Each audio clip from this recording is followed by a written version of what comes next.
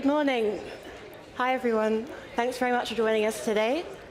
My name is Leonie Keita, and I am a sustainability reporter for Politico Europe. This event is happening the day after the European Commission unveiled new rules to slash packaging waste across the bloc while putting the sector on track to reach climate neutrality by 2050. Also, the first round of negotiations to work out a global plastic treaty are also underway in Uruguay this week. So this feels like the perfect time to discuss the future of plastics. I'd like to welcome our audience online and in the room. Before we start, some housekeeping rules. You can ask questions only through the Swap Card platform. There are instructions for which you can find on our event website. If you are already on the platform, feel free to chat with fellow attendees and ask questions in the questions box to the right of the screen if you are on a desktop, and below the live stream if you are viewing on your mobile. If you are joining us in person, you can ask questions via Swap Card by scanning the rotating QR code on the screens here around the room. Also, we have a poll with us today, presented by Braskem, which can also be answered on Swap Card, and we'll be looking at the results at the end of the session. The question that we will be answering is, how do drop-in bio-based plastics contribute to a carbon-neutral circular economy? With possible choices including, do they have a reduced carbon footprint? Do they decouple production from fossil fuels?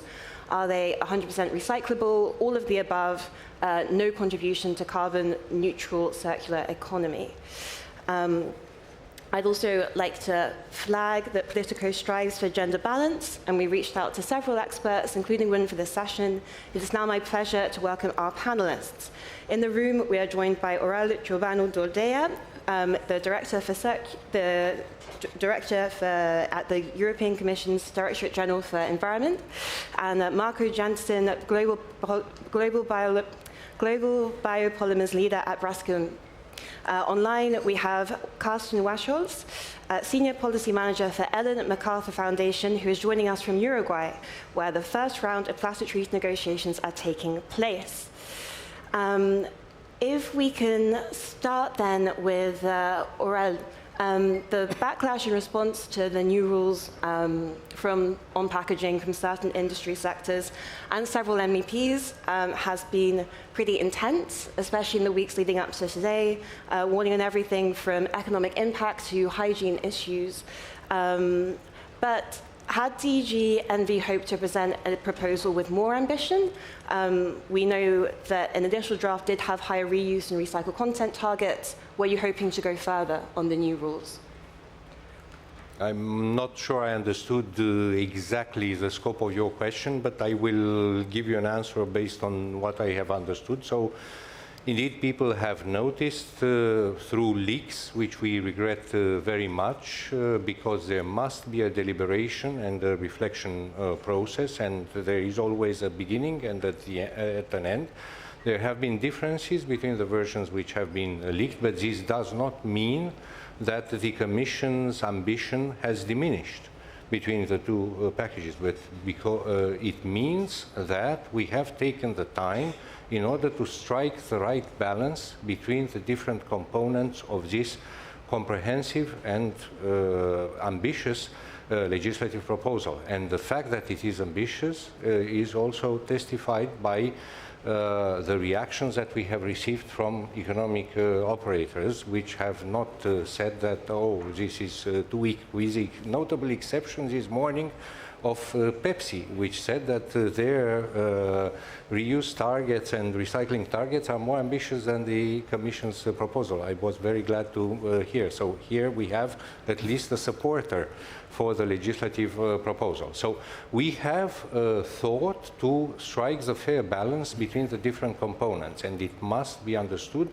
that this complex legislative proposal, it's a mix of a necessary mix of action on different strands: prevention, packaging minimization, recycling, reuse, and so on. So we needed to, let's say, play the entire keyboard of the policy instruments and not just 2, 3, which have catched the eye maybe of the media and of the public. So to conclude, the proposal remains ambitious and we count on the political bodies of the European Union to maintain, and where it's possible, indeed to increase even further the level of ambition, and to do this in a way which allows the entry into force of this regulation before the end of the mandate of the current European Parliament and Commission. Thank you. Marco is the global biopolymers leader at Braskem, which is among the top 20 producers of single-use plastic. What do you make of the new rules and the shift to mandating certain types of reusable packaging over single-use? Well, I think in general, to comment on the regulation, we're very supportive. We believe that the industry is changing and the industry needs to change, and the whole value chain, in fact, needs to change. And we believe this giving a sense of urgency to that change. So I believe it is very ambitious, and I believe that it will be broadly supported in general terms. So I think that's the first comment that I want to make.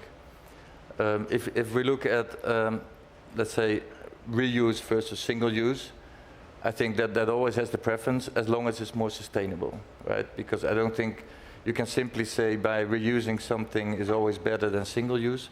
It depends on the surrounding conditions, I think. But in general terms, I think we fully agree. And we also support several initiatives where we try to promote these kind of reuse applications rather than single-use applications. But again, we believe that the whole value chain needs to be as sustainable as possible. Sometimes that means it's a single use. Sometimes that means it's reusable, but reusable necessarily alone doesn't always mean it's more sustainable. So the proposal hasn't sparked any specific concerns for your department? Excuse me? The proposal hasn't sparked any specific concerns for your department? Well, I think the only thing that we see is we feel like it's a little bit of a missed opportunity that the bio-based solutions were not considered. I think you just mentioned the different levers that they are, and we believe there's one missing. And we believe there's a lot of opportunities to not only make it circular, but to look at a carbon neutral circular economy. And to have a carbon neutral circular economy, there's more than just recycling and reuse. And for instance, there was a reshaping plastics report from Systemic late last year. And there it showed that actually to become carbon neutral for the value chain, you need at least 7 million tons of bio-based plastic, specifically in Europe. So to only look at recycling, we believe it may be a missed opportunity. So we would have welcomed the inclusion of a bio-based solution in there, especially if that's sustainably sourced and fits into the existing recycling streams. I can comment on this, but I don't want to prevent the other. Let's hear from you and then we'll hear from Carsten. And I will be very brief, just to reassure Marcus that we don't have fundamental reservations towards bio-based solutions. And the evidence is in the fact that yesterday we have released a policy paper, a framework, a communication speaking about bio-based, biodegradable and compostable plastics. But it is true that, and you might have noticed a certain caution from the side of the Commission for two reasons: because we want to learn and we need to learn from the mistakes or to draw lessons from what we have seen developing in the past when, for instance, on the matter of biofuels, there was a drive towards biofuels at everybody, and also the Commission has given signals in this respect, and we need to be more cautious and also let innovation develop. Let the industry develop solutions as long as they are compatible with the basic rules in the regulation, for instance. Also, we wanted, through the communication, to give a number of signals, be cautious on this or on that, and also to say that when methodologies for measuring in an efficient way and in comparable terms the different let's say, material and technological solutions, and the environmental performance, the energy, the carbon performance will be available, and this should not take too long, then we will come completely out of the woods and with more specific rules. But for the moment, the, let's say, the landscape is still in a certain ebullition, and we count also on the industry, but also on consumers to bring forward different arguments, reports, and studies as well. If we go to Carsten in Uruguay, what do you make of what we've heard so far, and also generally, broadly, what do you make of the proposal?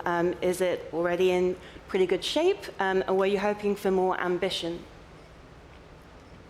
Thank you, Leonie, and good morning to everyone in Europe. At the Ellen MacArthur Foundation, we believe this regulation has the potential to drive a step change in scaling reuse and improving the volume, quality, and economics of, in particular, plastics recycling. But as Owen mentioned, this regulation contains many, many more important aspects. And as it is a regulation, no longer a directive, it provides the opportunity to harmonize approaches to address other important issues across the EU, and that includes restricting excessive packaging, advancing deposit return schemes, improving performance of extended producer responsibility schemes, amongst others.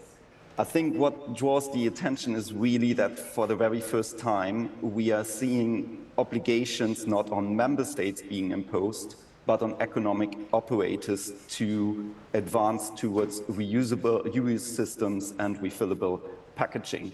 And I won't comment on the exact numbers, but I think what is important to us is that they are set at a level where it's no longer possible that individual companies do small piloting to fulfill their obligations. It is at a level, particularly if we look into the longer term projection towards the targets for 2040, where the industry will be forced to collaborate to set up reuse systems at scale. For some sectors, these already have existed in the past. Some things are already here to build on. There's enough time to transition, and it doesn't mean that we are shying away from improving recyclability in practice and in scale. But I think what we would like to see once we have seen the experience with these obligations towards 2030, can we expand that also to other product categories that are currently not covered by the proposal, for instance, for home and personal care products? We are very confident that some players, some very important players in the industry, see the need for regulation to drive that collaboration within the industry. And also the impact assessment in terms of the costs and the environmental benefits will change significantly. If we're comparing today paper-based packaging with a small-scale reuse system, I can imagine scenarios where the paper-based single-use packaging would look better. But overall, the challenge is that business growth needs to be decoupled from packaging use. If we don't reduce the overall amount of material, whether it's plastic or other packaging materials, we will not succeed to transition to a circular economy. Maybe I'll leave it there for the beginning. Thank you. I also wondered, you're in Uruguay for the Global Plastics Treaty negotiations. Is there a buzz about the EU packaging rules over there? Is this something that national delegations or international NGOs are speaking about? I mean, I haven't stayed for the whole night yesterday evening, but I would say no. Okay. Because I think the main reason is it's much broader than just packaging. And the mandate that has been given to the delegations here in Uruguay is much, much broader. And it looks really in a similar way as the packaging waste regulation proposal at reduction, at circulation, but also into remediation of existing pollution. So it's much, much broader in scope. And what the country delegations are trying to do here is to think through how do we put that into a structure and a work program to conclude on these negotiations on a global plastics treaty within the next 2 years. So it's an important puzzle, but I would say the experience from the EU on specific topics like now, for instance, on the new system to ensure that everything that's put on the market is recyclable in practice and in scale, that should be fed into the next round of negotiations when they're really diving deeper into specific challenges of plastic pollution. Currently, it's more procedural work program, trying to get organized. That's the main challenge, and the complexity of the overall challenge of ending plastic pollution globally. Thank you. I wanted to touch back on the bioplastics argument. Marco, one argument or concern I often hear from the bioplastics sector on the rules is that since they don't focus too much on bioplastics and that they essentially ban most kinds of compostable packaging, I hear that this will kind of freeze further research and investments and potentially shut down the industry in Europe. That's a quote from a letter that was sent to the Commission. Now that the rules are out, I mean, is this a concern that you share, and are you rethinking certain businesses in Europe? Well, first of all, let me comment on Aurel's response, because I think that was very encouraging. And I agree there's no scientific consensus currently on the way the environmental impact is calculated for especially bio-based solutions. So I think the sooner we can get that clarified, the easier it is to design policies. But I'm happy to hear that climate neutrality is as important as circularity. So I think that's great. I cannot comment much on biodegradables because we don't personally produce biodegradable plastics. Mm-hmm. We have the opinion that it's more valuable to recycle and reuse plastics than to use them once and let them biodegrade. Although for specific applications that were highlighted in the reports, like tea bags, for instance, and coffee capsules, it could make a lot of sense, I think. The proposal. But I think it's for very specific applications. I think it makes a lot of sense to have these materials.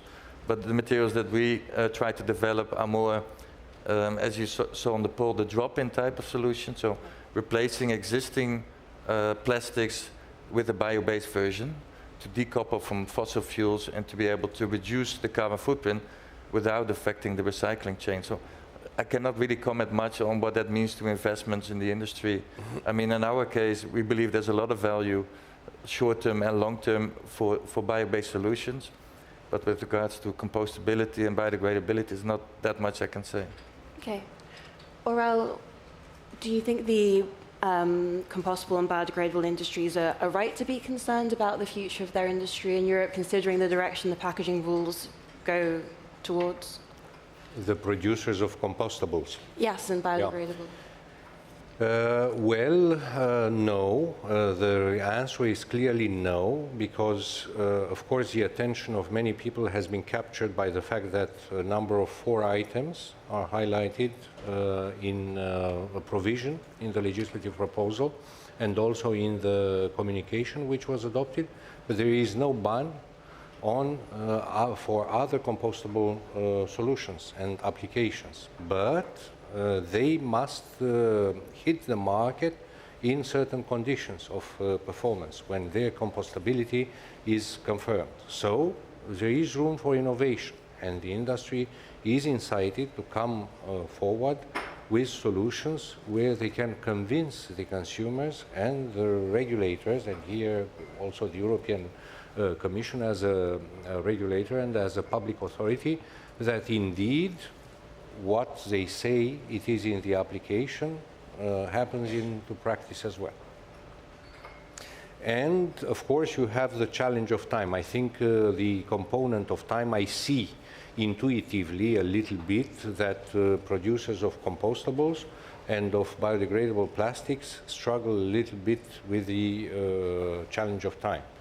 And the shorter the time of the biodegradation and of compostability it is, the better it is, and you gain a competitive edge compared to others. Thank you. Carsten, when it comes to both the packaging rules and also when it comes to the Global Plastics Treaty, what role can bio-based plastics play and also biodegradable and compostable plastics in making plastics and the circular economy more sustainable? Yeah, let me start from what we think at the Ellen MacArthur Foundation about this topic, because part of our vision for a new plastics economy is clearly to decouple from fossil-based resources. So given the fact that more than 90% of all plastics made today are made from fossil fuels, there's clearly a role for bio-based plastics. But if you then look at the projections that production of plastics may double by 2040, it's also clear we cannot simply switch from one feedstock to the other. So that's why at the foundation we have always said, independent on the feedstock that you're sourcing, you need to ensure that plastics can be circulated in the economy for as long as possible at the highest value. So we need to look into reuse and recycling solutions for all plastics. In the treaty negotiations, I see, because the framing in the international negotiations is around pollution. So they look at scenarios where plastics end up not only as waste, but along the whole value chain in the environment.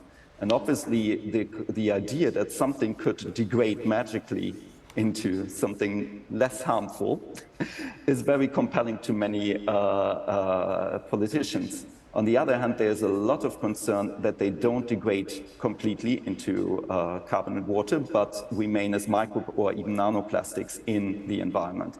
So I think we can be pretty clear that there will be already for the next round of negotiations a compilation of the existing knowledge of what are standards, minimum requirements on biodegradation in different environments.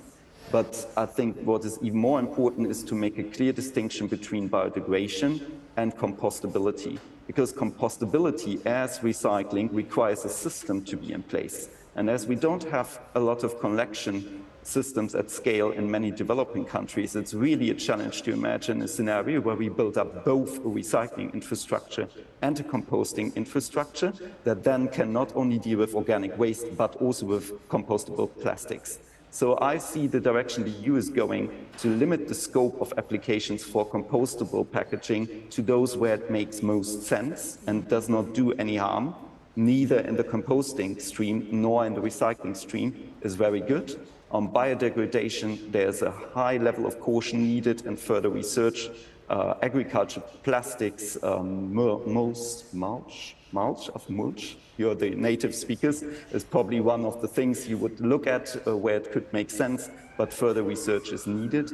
And on bio-based, it's probably the most important one is to avoid the pitfalls that we had with the expansion of use of biomass for energy production. So the reference to the Renewable Energy Directive and the sustainability criteria there is a good starting point, but probably as we diversify feedstocks for bio-based plastic production, we need to improve these kind of criteria and systems. Great, thank you. Malcolm, is that something that you would agree with? Totally. I mean, I think I've always been saying that something is not sustainable because it's bio-based, right?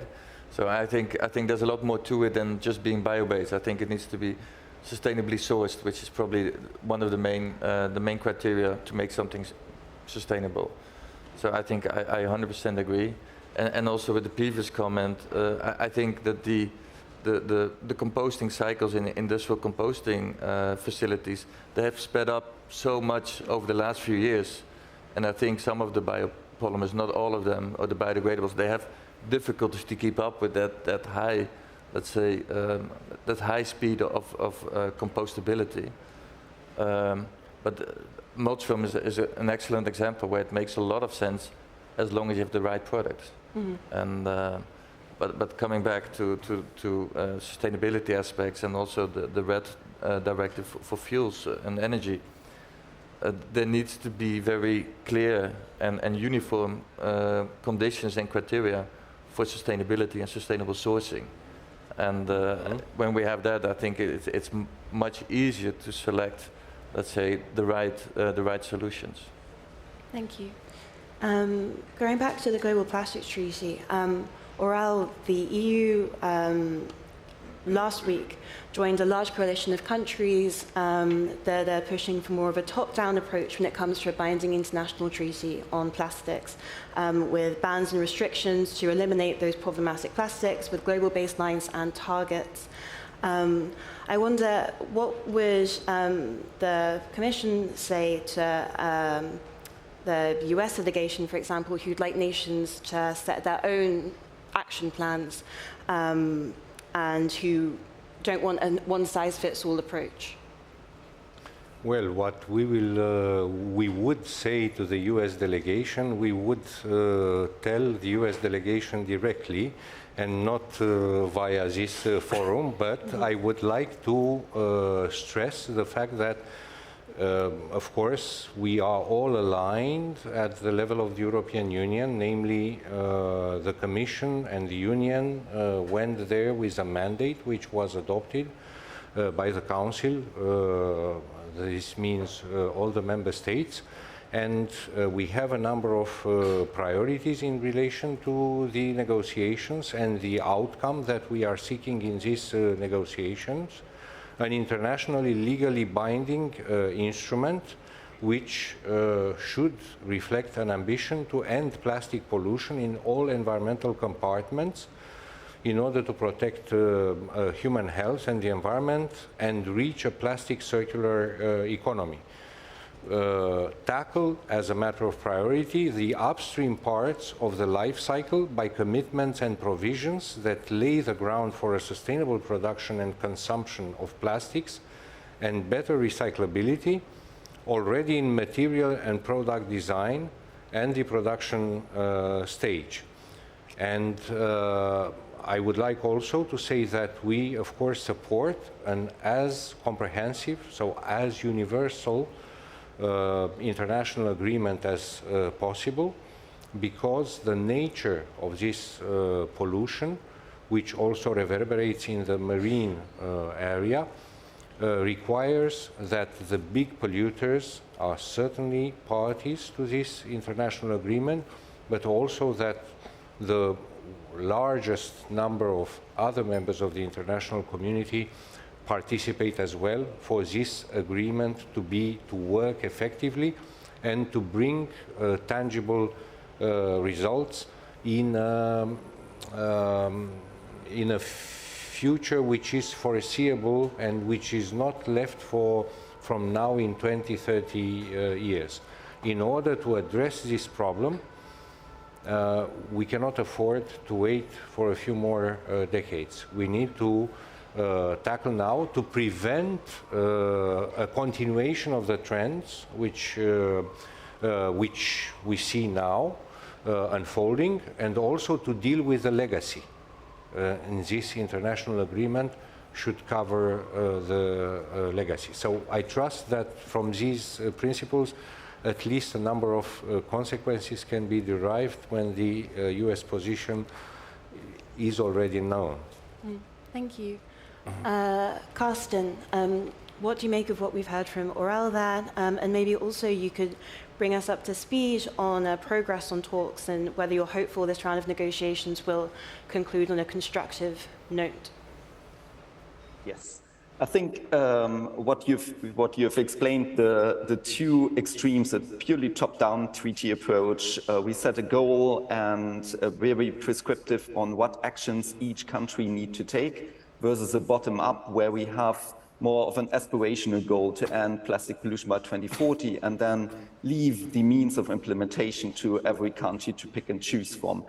In reality, we are already in the middle of it. I mean, all country delegations are somehow evolving in their positions, including in the US. So it's very likely that you end up in the end with a kind of hybrid approach to it. But I think what is important to us is that we are learning from the experiences from other international agreements. And the reference that the US and others are making to the Paris Agreement shows us that everybody is fully aligned around 2 degrees or below 2 degrees, 1.5 degrees. But to really achieve significant progress towards that, we all know from the COP27 experience, we don't agree on the necessary rules. So we don't want to repeat that mistake in the area of plastic pollution.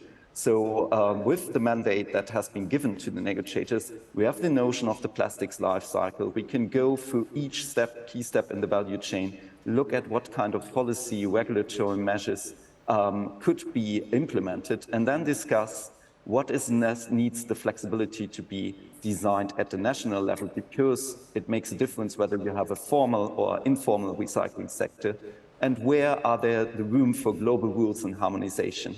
And all the topics that we discussed in the part of the packaging waste directive, it will come back to the treaty negotiation as well, because people are keen on learning which are the problematic plastics, where can we harmonize phasing out over a certain timeline plastics that really don't fit in any system for circularity.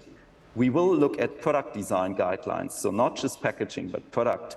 What kind of requirements or principles can allow us to facilitate trade of plastics that then can actually be kept in the economy and out of the environment? Recycling definitions and standards. Recycling is interpreted and conducted in very different ways around the globe. Expanded producer responsibility schemes. It's the most mentioned word probably here in Uruguay, but many countries haven't yet embarked on really establishing an effective system. How can the treaty support these governments to implement meaningful policies? And I think in that spirit, there's a lot of going on, and we see that there's the willingness to agree what is needed in terms of having substantial discussions in the next round of negotiations, which will most likely take place in Paris in May 2023. Great, thank you. Marco, as a plastics producer, would you be able to respond to what we've heard from Carsten? And also, what do you make of the idea that global bans and restrictions on plastics are needed to tackle plastic pollution? Yeah, I think first to comment on what Carsten said, I think it's very important to look at this holistically, through the whole value chain, because I don't think this is a local issue or a very specific issue to one single party in the value chain. Mm-hmm. And the only way to resolve that issue is to work together cross value chain, but also between different regions. So I think that is really key.